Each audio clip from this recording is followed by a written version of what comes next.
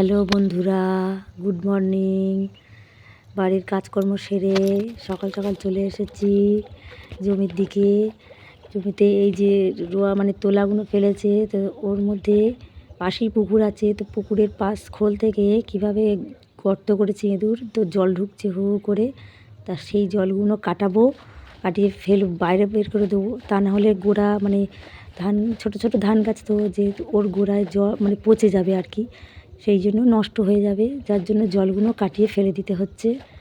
তো আমি কোনো দিন করিনি, এই ফার্স্ট টাইম। তো আমার বেশ ভালো লাগছে, আর প্রচণ্ড ঠান্ডাও, যার জন্য ভালো করে মাথা মুড়ি টুড়ি দিয়ে কাপড় মানে জামা কাপড় গুজে এটা সেটা নিয়ে জলে নেমেছি। অনেকটা করে প্রায় হাঁটুর একটু নিচে অবধি জল হয়েছে।